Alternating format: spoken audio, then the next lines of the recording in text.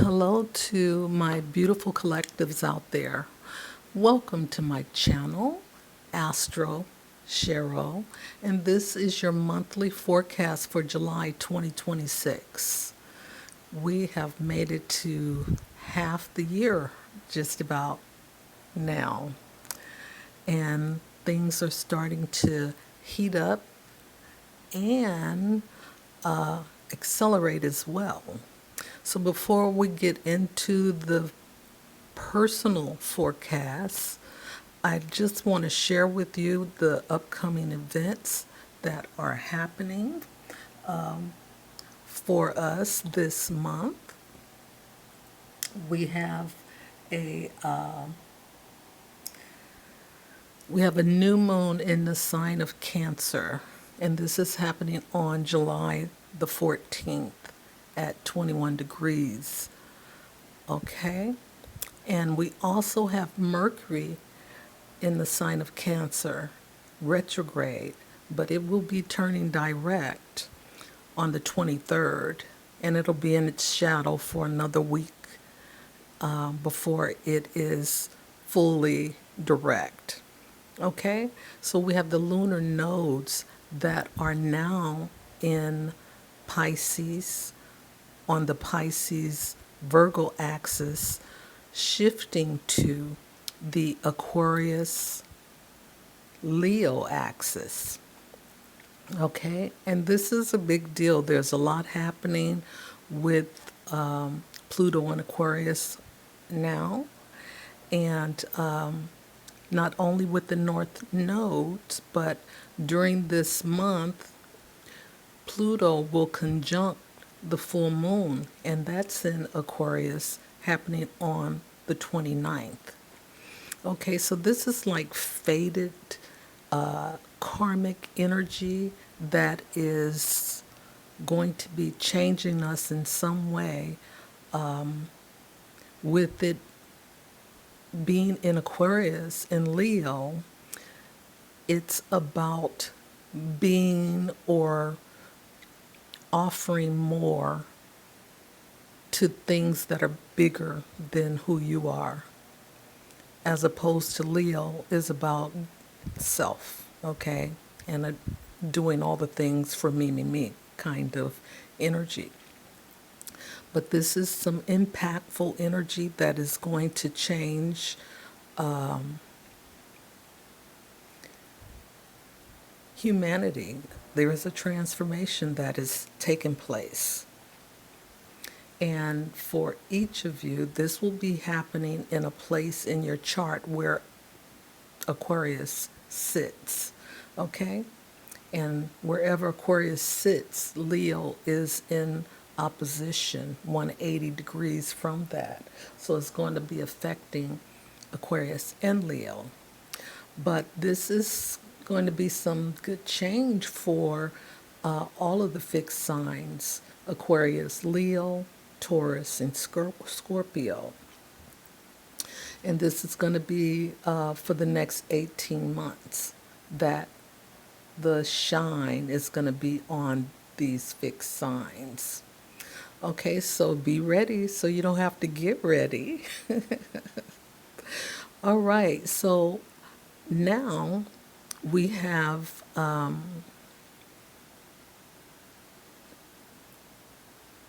did mention Mercury, turning direct, but while Mercury is in retrograde, this is a good time to turn inward and correct or revise, reevaluate what we feel is ready to be released, because this lunation that's coming up on with the full moon and the conjunction with Pluto is a part of that process of letting go of things. Now, this new moon in Cancer on the 14th is setting us up for giving us the opportunity to redefine, home and belonging, our tribe, and connect with our feelings of inner security that comes from within. So you have to be secure within yourself. And this has to do with resetting our central nervous system, okay? And this process happens when we allow ourselves to experience the fear and the pain so we can let go of it. And once we see, feel, and understand what those triggers are or overstand,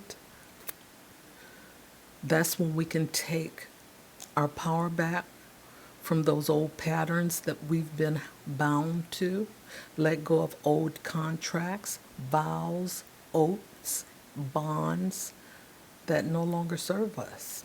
So this is this new moon energy starting to set us up for what we need to look at and start to work on so that at the full moon we can start to release, and this energy will stay around for 6 months.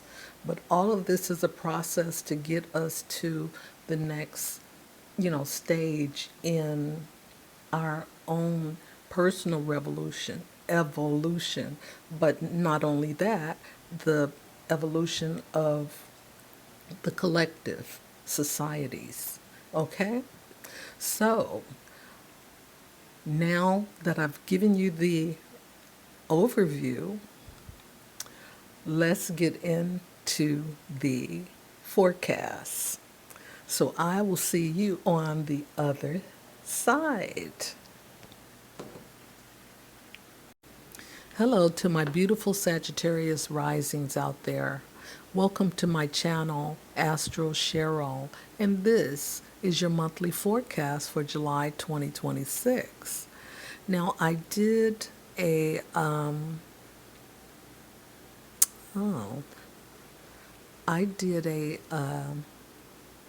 overview before the start of the forecast series, so please take a look at that. I'm not going to share everything that I shared in the overview, but here I will tell you a few things. Okay, so let's get into it. Sagittarius rising. This month we have a new moon in Cancer, and that's on July the 14th. We have Mercury turning direct on the 23rd in the sign of Cancer. And we have a shift in the lunar nodes from Pisces, Virgo axis to Aquarius, Leo axis. And just know that Pluto is in the sign of Aquarius now.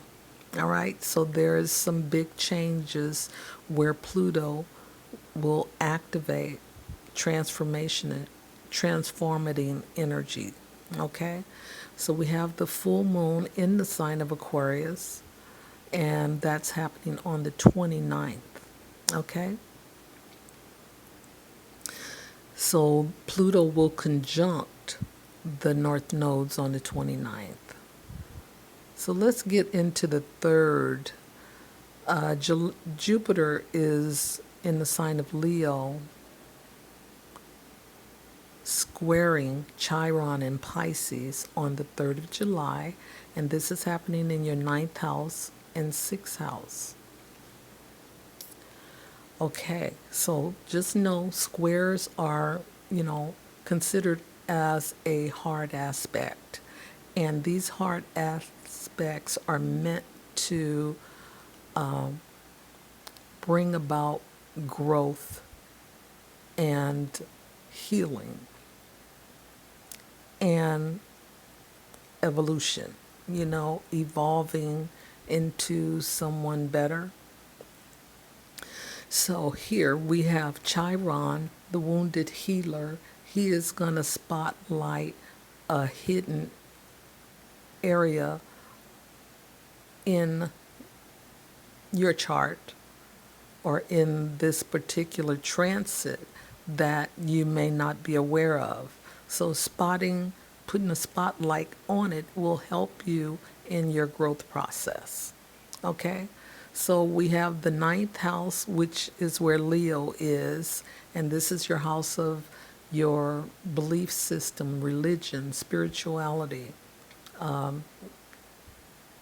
different cultures, different languages, philosophy, teaching, publishing, higher education. And your sixth house is your house of routine, your house of work, your house of health, and also your workplace. All right, so there is a tug of war. You may experience a tug of war with pressure to do more or commit to a bigger path while your energy, schedule, or health needs slow down. This may show frustration with your work routines, discomfort around productivity, or sensitivity about whether your efforts are sustainable. You may want to you may want to appear confident or inspired while you quietly deal with doubts about your worth, money, competence, or physical resilience. Okay, so this is what this square is doing. This is what it's bringing up.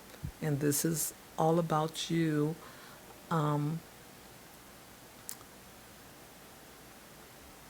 stepping into it. You know, some people want to ignore it, avoid it, and all of that, but step into it so that you can learn from it and know how to deal with it better instead of just blind reaction. Okay, so on the 4th of July, we have Mars in Gemini conjuncting Uranus, and this is happening in your seventh house. So Mars is, you know, pushy, authoritative, is argumentative, but it's a challenge. And it's in the sign of Gemini, and it's conjuncting Uranus, which is about freedom, but the energy is electric and it will strike unexpectedly because Uranus want to create that freedom wherever it is. If there is something that is controlled, is going to uncontrol it. Okay, so let's see. This is happening in your seventh house of relationships, one-on-ones, partnerships, business partners. It's the place where open enemies are, legal contracts. Let's see what else. Your family and friends as well. So during this time, your conversations may become sharp, fast, or unusual and honest. Your relationships may feel restless or unpredictable with the stronger urge back against to push back against routines or commitments that feel limiting. Excuse me. On the 9th, we have Venus in the sign of Virgo. So during this time, Venus is in the sign of Virgo. This is in your 10th house of public reputation, your authority figures, your career, your work environment, the people there. All right. So, yes, during this time, you may come across as more diplomatic, pleasant, and attractive in professional settings, which may open doors to recognition or smoother workplace relations. Inserting your practicality by paying close attention to detail is also a benefit. And we have Virgo here, and that's what Virgo does is pay close attention to detail, very practical, and has this perfection energy about it. So on the 20th, we have God's gift. This is called, this is Jupiter in Leo, and it's called a trine. Trines are supposed to be gifts from God. You don't have to get anything to receive it. And this is trining Neptune in Aries. So Jupiter in Leo is in your 9th house of higher learning, spirituality, your belief system, other cultures,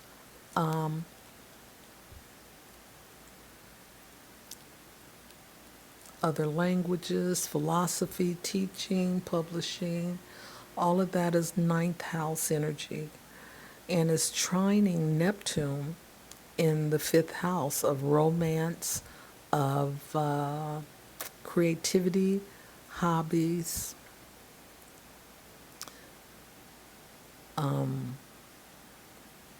the God of your heart, and children. Now, Jupiter is expansive. So whatever it touches, it brings expansion to it. Also luck. And Neptune is deep, it's compassionate, but it's also a soulful energy that connects directly to the source, okay? And it can be boundless as well. So you have to maintain your boundaries here because Neptune is active. All right. So you may be inspired to learn, teach, publish, philosophy, or travel. Your creative flow, romantic idealism, playfulness, and performative impulses are stronger now. Your confidence is elevated, and you may want to shine publicly. Your intuition and imagination are amped and may assist you in spiritual practices, art, writing, or vision based projects. On the 22nd, the Sun enters Leo. You may be more focused on higher learning, teaching, philosophy, travel, and your belief systems.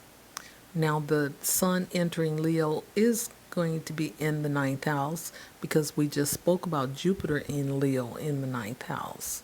Okay? So there's a greater visibility around your ideas, convictions, or role as a guide or mentor. Your pride or rigid opinions may get in the way of openness, and other viewpoints may cause tension. So on the 26th, we have the nodes shifting from Pisces North Node Virgo South axis to Aquarius North Node Leo South axis. And this is happening in the third house and the ninth house. So just know that Pluto is in Aquarius. All right? So the full moon in Aquarius is in your third house of communication, basic education, siblings, social media, your local community, transportation of all types, okay, and communication of all types, reading, writing, phone calls, and as I said, social media. So here, during this illumination, hidden facts, or you may realize something you've been thinking but not saying. This is a good time to speak up if you want to change.